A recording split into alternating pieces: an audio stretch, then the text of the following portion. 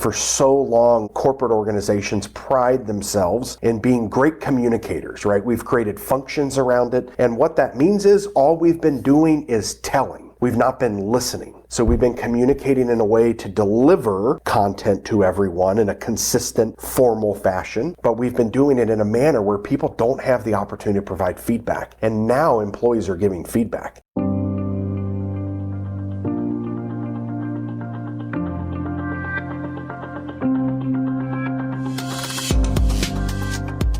Hey everybody, I'm Lori Rudiman. Welcome to Punk Rock HR. My guest today is Mike Sipple Jr. He's the co-founder and CEO of the Talent Magnet Institute. The Talent Magnet Institute is a membership community and a consultancy. They provide leaders with tools, resources, and support to develop a holistic approach to leadership. Through the Institute, leaders like you learn how to develop their people, attract and retain key talent, develop healthy corporate structures, and elevate their organization's success. In today's conversation with Mike Sipple Jr., we're talking about it all. Expert talent attraction strategies, executive coaching, mentorship, proactive leadership, all with the goal of moving people and organizations to become a talent magnet. I love this conversation with Mike Sipple Jr. because he is a fellow podcaster. He's also a speaker, a thought leader, a writer, and just an all-around good guy. So if you're interested in the intersection of leadership and human performance, well, sit back and enjoy this chat with Mike Sipple Jr.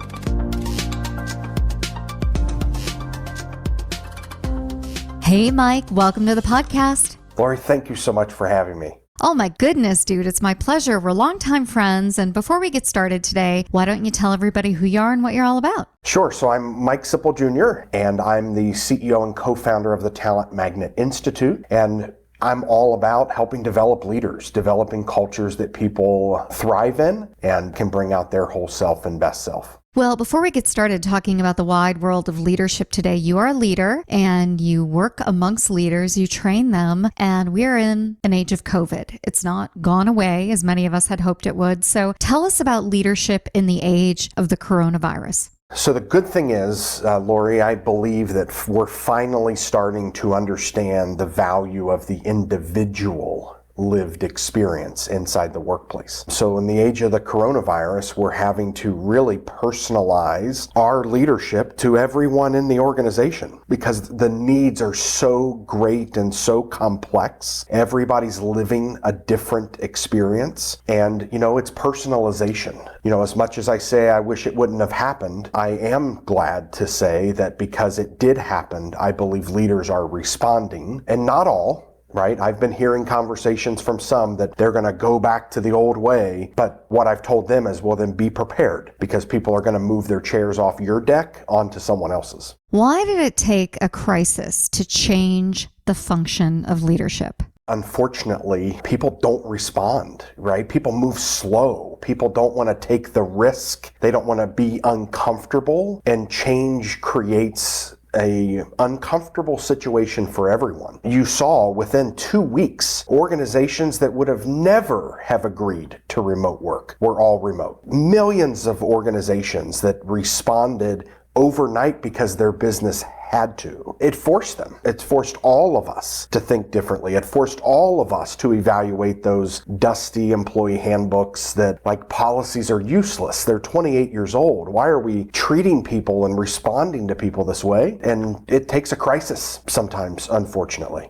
Yeah, that's really well said. It's unfortunate that the world has to fall apart for leaders to wake up and go, oh, let's catch up with best practices in the 21st century. But that's what it took. I wonder what leaders could be doing now to think about the next crisis that's going to happen, because it's not like COVID-19 is going to be the last thing that we all endure in our lifetime. So what's the best and brightest leader thinking about right now? So we are seeing organizations and leaders thinking through their intentionality of how they're going to lead, really strongly evaluating their culture and what they're proud of and what they're not proud of. What are the things they want to change and what are the things they want to keep the same? Everybody's needing to evaluate that. We're seeing individuals treat people in a way that the individual wants to be treated. So you're hearing a lot of juxtaposition of the golden rule to the platinum rule. We're also seeing in organizations evaluate how can we continue to re-onboard and re-recruit talent to our organization, because if not us, someone else will. The other significant opportunity that we see leaders leading into is communications. For so long, corporate organizations pride themselves in being great communicators, right? We've created functions around it, and what that means is all we've been doing is telling. We've not been listening. So we've been communicating in a way to deliver content to everyone in a consistent, formal fashion, but we've been doing it in a manner where people don't have the opportunity to provide feedback. And now employees are giving feedback. Again, I just described what leaders who win are doing. Not all will respond this way. I would say shame on them, right? If you're not being thoughtful, intentional, and personal with your leadership, you're going to be left behind. And maybe, again, just maybe that those leaders should reevaluate whether they should be leading or not. Well, that's a bold statement. And, I love the position that you take, that the best leaders are listening. Because one of the things that's really wrong with our society today is that we have a lot of telling, a lot of emoting, and not enough listening. And one of the things I believe that leaders could do for the sake of society in the 21st century is really create a culture of listening. Because what you learn at work, you can take home, you can take back into your communities. What do you think about that? Well, so we talk often, Lori, about we want to help leaders succeed, not just at work. There's too many organizations like ours that are solely focused on basically just squeezing the lemon a little harder to get a little bit more lemon juice out. That's not what we should be doing in the workplace. We should be helping people succeed in relationships, work, community, and life. To your point, if I create a culture where my employees dread coming to work, they're going to carry that negativity into their personal lives outside of work. If I create a culture where people are energized and thrive and happy and feeling as though that I care about all of them, their whole self, they're going to show up at home happier, more engaged, and in the community in a better spirit, right? Maybe people will actually smile more in the grocery store or smile more as they're driving. That's the kind of environment we need to be setting as leaders. That's the tone and the expectation that everyone should have. And if you're not in it, I do say if you're not in one like that, you could be the change that your organization has been waiting for, right? Don't wait for a hero to swoop in. You are the hero, and go get it. The pace of change in the world of business is fast, and that drives incredible complexity for the world of human resources. Welcome to the HR Data Labs podcast, a series of conversations with experts inside and outside the world of HR on how to innovate, measure, and evolve our practices. Our goal is to help provide you with practical examples of how HR has to change to meet the complexity of the business environment. Every week, we'll talk to new and different voices on all aspects of HR. And at times, we'll get irreverent. Silly even.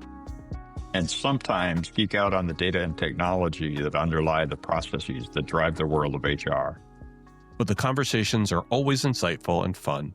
So please, enjoy the HR Data Labs podcast. Boy, that really speaks to me because I think about my dad who worked at the phone company for what felt like a million years and had this middle management job and always felt as if it was draining him and he felt as if he couldn't perform at his best and none of his leaders cared about him. And, part of me wanted to say, well, Tom, you're responsible for your own employee experience. But then I think about what it must have been like to show up to work every day and feel demoralized. And he came home with no energy for the stuff he loved. And the phone company is a really rigorous example of an old school bureaucratic utility, right? But so many organizations still operate like that. They're like the phone company of 1986, but only in 2021. What do you say to employees who are living that experience right now, who are like my dad and just feel so drained? Yeah, so my encouragement is, we only have one life, right? Time is not on your side. And if you're living in toxicity, it is time to move on. The only way leaders are going to wake up to changing their behavior is if they can't find anyone, right? And maybe they have to start, the pain will have to be so great that they'll have to start reflecting inward. And a lot don't, right? A lot view people as individuals as disposable, and people are not disposable. So if you're living in one of these environments, again, we always say, if you you always are a part of the equation, you might be part of the problem. But if you're living in an environment that you're like, well, I haven't changed, and I didn't change my last role because I loved it, but I moved into this new role, and wow, this is toxic. There's no way to live or way to work in a toxic environment. Well, Mike, as we, kind of move forward with the conversation, I wonder what drives you to focus on building new leaders and organizations in the way that you do. Why do you love your work? Well, so I spent 20 years running an boutique executive search firm. I'm still the president of that firm and have an amazing team that are leading it into the future. And I have sat in the boardroom. I've been in the room where it happens, where people share the good and the deeply sad experiences that we live as leaders. All the way from having a dear friend just a couple years ago commit suicide, who the world would have viewed was on top of the world. But he shared with me just a few months before his passing that, Mike, I don't know who to turn to because I'm always on. I'm always on stage. And that motivates me to create a safe place, to create a place that's not just helping you be a better performer. We don't need to be a better performer. You need to be a better you. So what motivates me is helping bring out the greatest good of the humans who interact with our brand, that engage us. I know I've been invested in by lots of mentors. In fact, Lori, last time I was on your podcast, we were talking about the art of mentoring. I just had a leader this week bring it up again, that she was listening to that episode. And,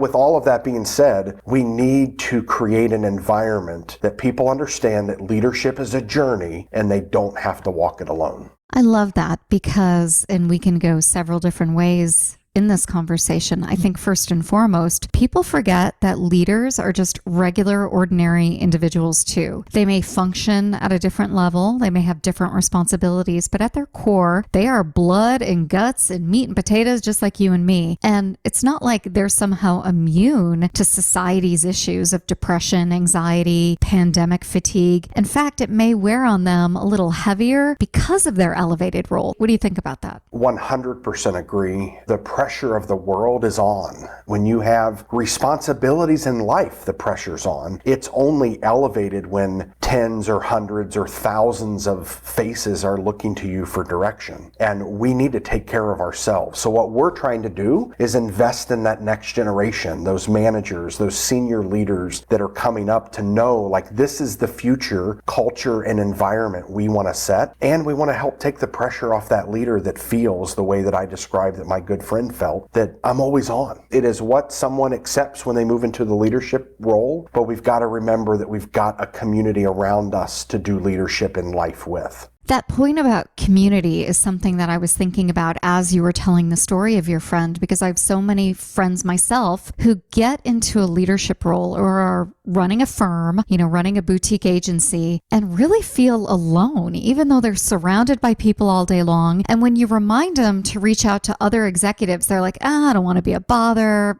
I don't want to waste anybody's time. It's so human to not want to reach out, but it's so essential, especially the further up the corporate food chain or leadership chain you get. I have a mentor of mine, her name's Jean Lauterbach. She's a longtime Vistage chair. She shared with me the year before I became president, Mike, when you get promoted, your friendship circles is going to shrink. You're going to have less time to invest with fewer people. Right? So you're going to have to just think through where you're going to spend your time. And unfortunately, I believe a lot of leaders shut off that friendship circle. I was with a leader just last year and I was talking to him about, when was the last time you talked to and interacted with your 3 a.m. friends? No matter what time of the day, no matter what circumstance, who would you call if the worst case situation happened? And his feedback to me, Lori, was, it's probably been 20 years since I just randomly picked up the phone and called one of those friends. We don't want that. We want to be a change in the world. People should not feel like they're on this journey of leadership alone. But the adage that some may say is old school and I don't want to talk about it, it's lonely at the top. It is 1000% truth. Who are you going to turn to if you're the CEO and you have fears and concerns? Your board? I mean, they're judging you. They're looking at you through a lens of performance. If you're the head of HR, aren't you supposed to, quote unquote, have all of the answers? That's the pressure that we're living under. And that's the reason why community matters so much. And it's one of the motivations that I bring with me of my 20 years experience. I want to create a community and an environment where people feel safe and they actively turn to, and they get positively built into while they're here.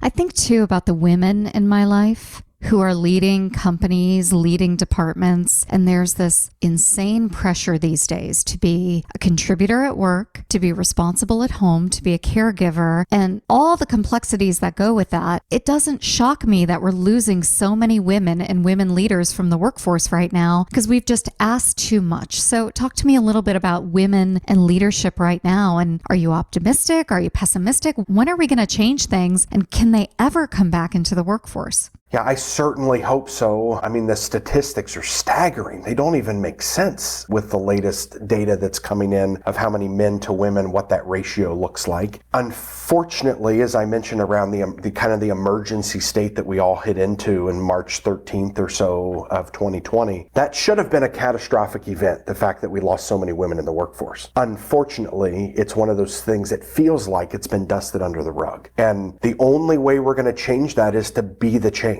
Right? So we need more women in leadership who are in those roles today to ensure their environments don't create such a situation where so many people have to go back and stay at home, right? Just the dynamics. I mean, I can tell you that I had several women leaders in the last year call me and say, Mike, because they changed our school schedule again, like I'm going to have to resign from my job. One of my team members said many years ago, you can tell that men are most engineers building automobiles, because if we had more women as the engineers building automobiles, we would have a place to put our purse. We wouldn't always have to throw it in the back seat or put it on the floor. That's the same thing with workforce. We need more women to construct the environment that supports women so that the culture of leadership changes. It's the same thing with leaders of color. We need more leaders of color to change the environment for leaders of color. And leaders like you and I are striving every day to create that change. We have a community of us that are rallying the troops, doing everything we can to be that change. Hi, I'm Stephen Rothberg. And I'm Jeanette Leeds. And together, we're the co-hosts of the High Volume Hiring Podcast. Are you involved in hiring dozens or even hundreds of employees a year? If so, you know that the typical sourcing tools, tactics, and strategies, they just don't scale. Yeah.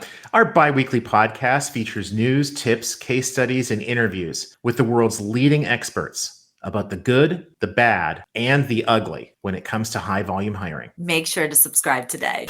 Well, your life's work right now is all about developing those leaders. So tell us a little bit about how you do that and how the Talent Magnet Institute operates. So basically, we have designed what we call our holistic model of leadership that's all framed around a proprietary system called Becoming a Talent Magnet. And if you go to our About page, talentmagnet.com/about, we actually have an interactive flywheel on our page that shares like strategy and purpose is the center hub of the spokes. We have to get that done well, but how many organizations do you know that say they have a strategy and have done nothing to align humans to the strategy? Mike, almost every organization is like that. Come on now. That's right. So what we basically do is design it that you have to have strategy and purpose aligned to your people strategy. So what wraps around the hub of the spokes is quadrants, leadership quadrants that we invest in. And what we do is figure out, where do you need to start? Based on the assessment, where can we help you start in your leadership journey? Everything ultimately links back together